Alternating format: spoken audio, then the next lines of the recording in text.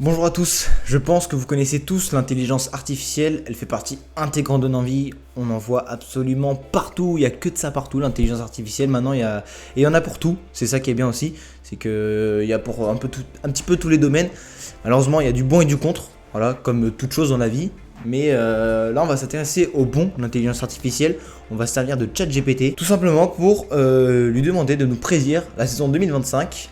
Donc le classement général complet et les vainqueurs de chaque Grand Prix. Et je pense que ça va être très intéressant de voir un petit peu ce qu'il nous dit. Juste avant que la vidéo commence, je vous invite à vous abonner à ma chaîne YouTube si ce n'est pas déjà fait, ça coûte rien, ça fait super plaisir, ça soutient énormément. Activez la cloche de notification pour rien louper de ce que je vais sortir dans les prochains jours. Mettez un petit pouce bleu, un petit commentaire, il y a mon petit Instagram et tout dans la description, il y a tout ce qu'il faut. Si vous faites tout ça, je vous remercie énormément, ça me soutient, ça me fait plaisir et ça coûte rien. Donc merci à ceux qui le feront et je vous laisse avec la suite de la vidéo.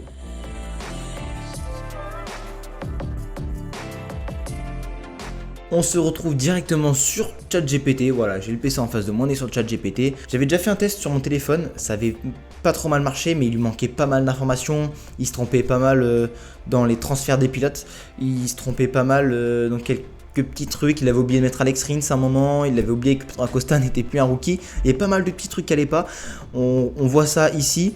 Là c'était la première fois que je lui ai posé la question, il m'a déjà donné un résultat, je lui ai fait un pronostic uniquement sur le classement final parce que là j'avais déjà demandé les courses etc, pareil il y avait des grands prix qu'il avait totalement oublié, après ça reste une intelligence artificielle donc voilà, là il nous fait vraiment un truc poussé, vraiment vraiment poussé.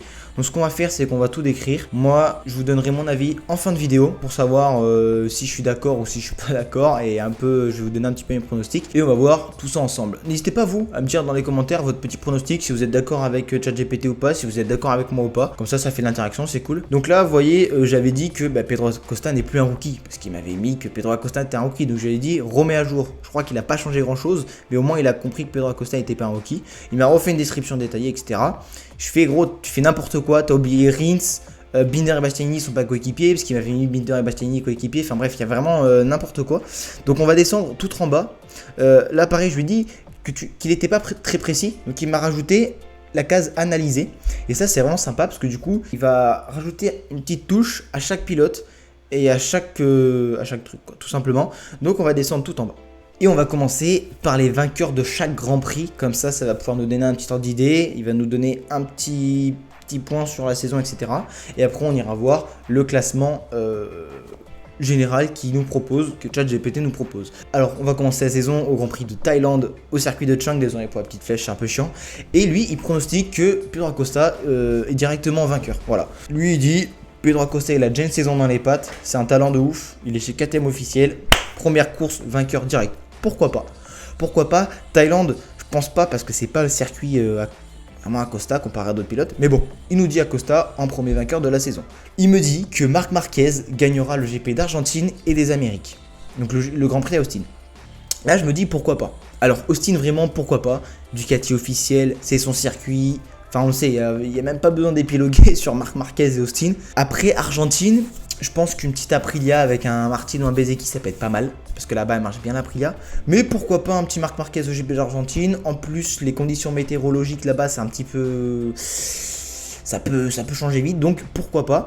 Ensuite il me dit quand même que Fabio Quartararo gagnerait le Grand Prix du Qatar en début d'année. Là j'y crois moyen.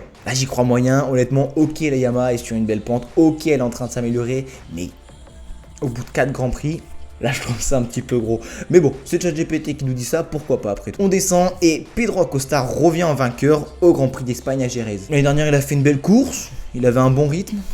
Je le vois pas forcément gagner, mais on ne sait pas ce qui peut se passer. Sur une KTM, Acosta il peut être très très bon, donc on va voir. Et ensuite, il nous dit que le Grand Prix de France et le Grand Prix de Silverstone seront remportés par Jorge Martin. Ça y est, Jorge Martin, on a déjà passé 5 Grands Prix. Jorge Martin, il pète la forme, il a réussi à s'adapter à la Aprilia. ChatGPT me dit c'est bon, il est prêt à gagner des courses, il gagne le Grand Prix de France et gagne Silverstone. Après tout, voilà, Jorge Martin c'est un gros pilote, il peut gagner rapidement. On descend un petit peu et on voit que ChatGPT me dit que Marc Marquez remportera Aragon. Alors là, on va passer vite parce que je suis totalement d'accord, je pense qu'il peut gagner Aragon, surtout avec le Ducat. S'il refait la même chose qu'année dernière, ça va être une masterclass. Francesco Bagnaia, première victoire de la saison le 22 juin au Mugello. Voilà, c'est la terre absolue de Francesco Bagnaia. Première victoire de la saison qui arrive tard quand même, hein. faut le noter, hein. La première victoire de Bagnaia qui arrive tard. Donc là, on peut penser que ça peut être des discords avec Marc Marquez dans le team et tout, on sait pas, mais voilà, ça arrive tard. Ensuite, il me dit que Assen, c'est Fabio Quartararo qui va gagner. Encore une fois, il met Quartararo, ça fait plaisir, hein. Ça fait plaisir, c'est français, mais j'y crois pas du tout. Honnêtement, j'y crois pas du tout. Ensuite, Sachsenring, Marc Marquez, voilà. Là, c'est comme Austin en fait, hein. Il n'y a pas trop de débat. Même si Martin et Bagnaia sont très bons là-bas. Marquez et Sachsenring, ça a toujours fait le truc. République tchèque à Brno, Pedro Acosta. Alors là, j'y crois pas du tout. Pedro Acosta n'a jamais roulé sur cette piste. Peut-être en Rookie Cup ou dans les catégories CEV. Non, CEV espagnol, c'est qu'en Espagne. Peut-être en Rookie Cup, mais je suis vraiment pas sûr. Honnêtement, je suis vraiment pas sûr. En mondial, c'est sûr qu'il a jamais roulé. Parce que le circuit de Brno, il a fait sa dernière année en 2020 et là il revient pour l'année 2025. Donc ça fait 4 ans qu'ils n'ont pas roulé dessus.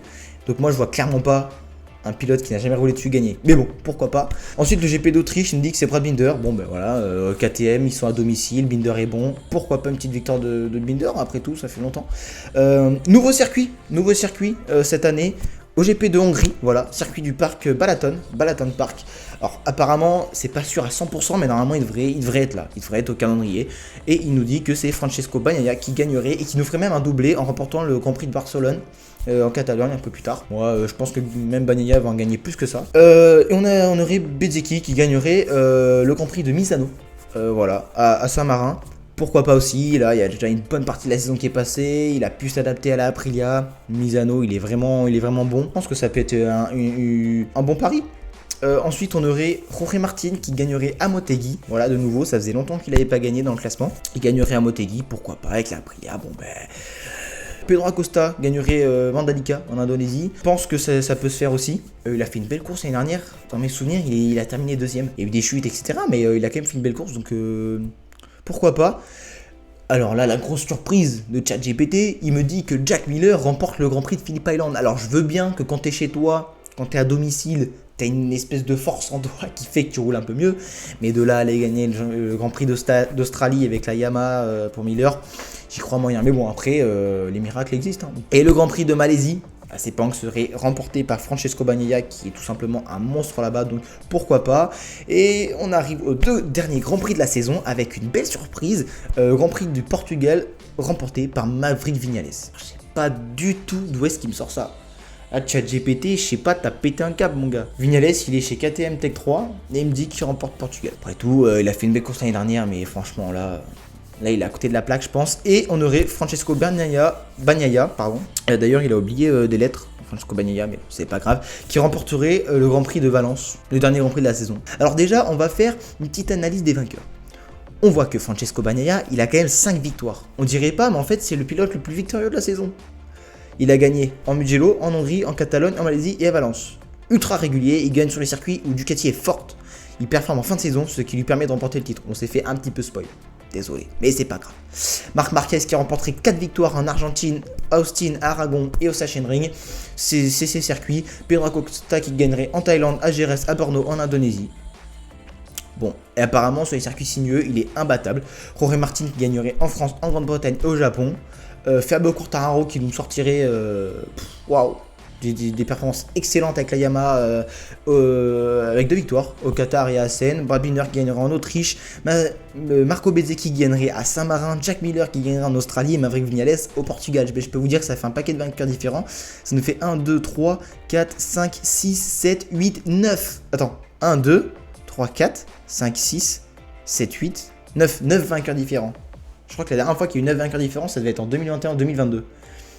Ou même 2020. Ça, pour vous dire que voilà. Bon, maintenant avec tout ça, on sait qui est le vainqueur de chaque Grand Prix, selon ChatGPT. Mais du coup, c'est qui le champion? C'est quoi le classement? On va demander à ChatGPT. On va lui demander. On va remonter un petit peu parce que j'ai demandé avant. Et on va vraiment rentrer dans les détails. Il va nous récapituler la saison de chaque pilote. Et vous voyez, quand je lui avais demandé, il m'avait fait de la merde, il m'avait fait un petit peu n'importe quoi. Donc je lui ai dit, il a corrigé. Et regardez, Francesco Bagnaia serait champion du monde avec 355 points. Marc Marquez serait vice-champion du monde avec 330 points. Et Jorge Martin, 3e champion du monde avec 305 points. Francesco Bagnaia favorisé pour un 3e titre. Ducati reste la meilleure moto, sa constance le fera gagner. Marc Marquez très rapide, mais Ducati exige un style différent. Il fera quelques erreurs et ça c'est bien possible. Jorge Martin, adaptation rapide à Aprilia, mais des hauts et des bas. Bon, ok. Pedro Acosta, il gagne en confort, il gagne en confiance et remporta à plusieurs courses. Il serait 4ème au championnat. Binder 5ème au championnat.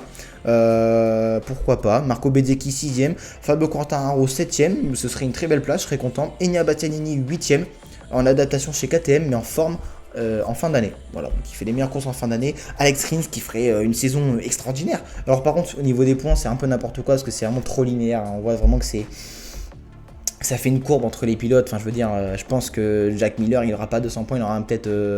Enfin, le 10ème, il en aura peut-être que 150, tu vois. Mais bon, c'est pas grave, on s'en fout. Mais du coup, le 10ème, c'est Miller, hein, voilà, sur la Yamaha, qui termine à 10ème championnat, suivi par Miguel Oliveira, son coéquipier. Voilà. Maverick Viñales, malgré une victoire, qui terminera 12ème. Joan Zarco, meilleur pilote Honda, 13ème, devant un Alex Marquez chez Gresini, un Fabio Di Gianantonio qui est très loin, pourtant il a la GP25, donc, mais bon, il me dit qu'il est très loin. Et par contre, il me manque un pilote. Je viens de voir qu'il me manque un pilote, il me manque Franco Morbidelli. Bon, bah, c'est les aléas. Je vais pas lui en redemander. Je pense qu'il l'aurait classé dans les 15e. On va rester comme ça, c'est pas bien grave. Et Joan Mir, Fermin Aldeguer à la 17e position. Raúl Fernandez 18e. Ayogura 19e. Un bon apprentissage, il se rapprochera du top 10 sur certaines courses. Fermin Aldeguer, il sera le meilleur rookie, notamment en fin de saison, apparemment, selon ChatGPT. Et Sun Kachantara, expérience difficile sur Honda, mais il marquera quelques points. Donc voilà. Voilà la prédiction de ChatGPT pour cette saison 2025. Moi, je vais vous donner mon avis. Je vais pas faire course par course, clairement, je vous le dis, je vais pas faire course par course. Ce serait trop long et impossible. Mais je vais vous donner mon petit... Pour certains pilotes, au moins pour le top 5.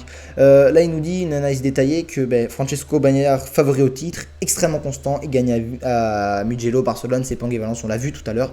Moins d'erreurs que Marquez qui lui assurera le championnat.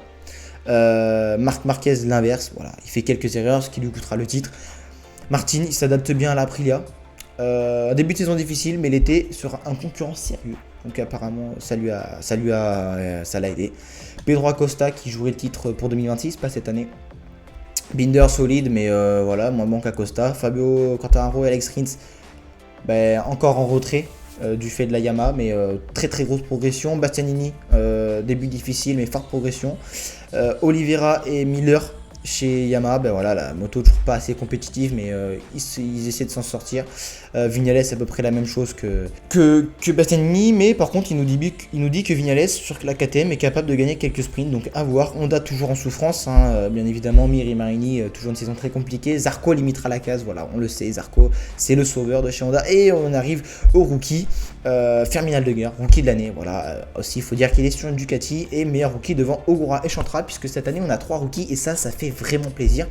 Maintenant, je vais vous donner mon petit top 5. Voilà, on va pas faire tous les 22 pilotes parce que ce serait trop long et je ne saurais pas dire. Mais voilà, pour moi, mon petit top 5 au championnat du monde, il serait à peu près pareil que ChatGPT, mais pas tout à fait. Moi, je vois bien, effectivement, Francesco Bagnaia être champion du monde en 2025. Il y en a beaucoup qui vont dire Marc Marquez, mais je pense que la rivalité peut faire beaucoup de mal. Et je pense que ça va être extrêmement serré. Mais Bagnaia, ça va pas le faire rire. Il va vouloir montrer que c'est lui le chef, que c'est lui le boss chez Ducati. Et je pense qu'il va tout donner, parce que s'il arrive à battre Marquez sur la même moto, ça signifierait beaucoup. Et ça ferait passer quand même Bagnaia dans une autre classe. Donc ça pourrait être... je pense que c'est possible. Marc Marquez, pourquoi je ne le mets pas champion? Tout simplement parce que, voilà, encore la rivalité, hein, ce que je viens de dire. Je le vois faire pas mal d'erreurs. Et après, encore une fois, c'est très dur à dire. Et il y a de fortes chances aussi que Marquez soit champion. Mais on verra. Je pense que ça va être extrêmement tendu entre les deux. Et peut-être même que c'est aucun des deux qui va être champion parce que peut-être que ça va trop clasher et que ça va faire trop d'embrouilles dans la saison finalement. Maintenant, on le sait, ça va être très tendu parce que Marc Marquez a toujours dominé ses coéquipiers en MotoGP. Et il me semble que Bagnaia c'est pareil, à part peut-être chez Pramac au début de sa carrière face à Miller. Et encore, il me semble que Miller devait être un peu mieux quand même, surtout en 2020. Mais sinon, en team usine, il a vraiment tout le temps dominé. Je pense que ça va être vraiment chaud patate. Je pense que ça va être vraiment tendu. Et en troisième position, moi je mettrais bien Pedro Acosta. Parce que voilà, Pedro Acosta, il connaît sa KTM. Il connaît la moto. Et il est très rapide, il a fait des erreurs, il est en apprentissage. Mais je pense que cette saison, ça peut vraiment être la bonne pour lui. Je suis quasiment certain qu'il gagnera minimum une course et qu'il la gagnera assez rapidement. Lui aussi va profiter du fait que beaucoup de pilotes doivent s'adapter à leur nouvelle moto. Jorge Martin, moi je le vois bien 4ème. Voilà, il s'adapte très bien là, Aprilia, très gros pilote, donc je le vois bien finir 4ème. En 5ème position, au début j'avais mis Marco Bezzecchi, mais finalement Brad Binder ça peut être pas mal parce que Brad Binder c'est un très bon pilote, il sera sur la KTM, etc. etc. Alors que Bezzecchi il faudra qu'il s'adapte, donc je pense plus à un Brad Binder 5ème qu'à un Marco Bezzecchi. Et pour le rookie de l'année, moi je vois clairement Ayogura, je vois pas Ferminal de Guerre. Je pense que Ferminal de Guerre, ok, sera peut-être plus rapide sur certaines fois grâce à la Ducati, mais il fera beaucoup plus d'erreurs qu'Ayogura. Je pense qu'Ayogura chutera beaucoup moins que Ferminal de Guerre, donc ça je pense que ça peut l'aider. Après, à voir. À voir, on peut pas trop prédire, mais moi c'est ma petite prédiction pour 2025. N'hésitez pas à me dire la vôtre en commentaire. Et je pense qu'on a fait un petit peu le tour. On a fait le tour de ChatGPT, ce qu'il avait à nous dire. Voilà, maintenant il a plus rien à nous dire. Moi je vous ai dit mes prédictions, tout simplement. Dites-moi les vôtres en commentaire. Dites-moi si vous êtes d'accord avec moi, si vous êtes plus d'accord avec ChatGPT, si vous êtes d'accord avec aucun des deux. Dites-moi tout ça. Je vous laisse vous abonner. Un petit pouce bleu, un petit commentaire, ça me fait super plaisir. On se retrouve pour la prochaine vidéo la semaine prochaine. Ciao.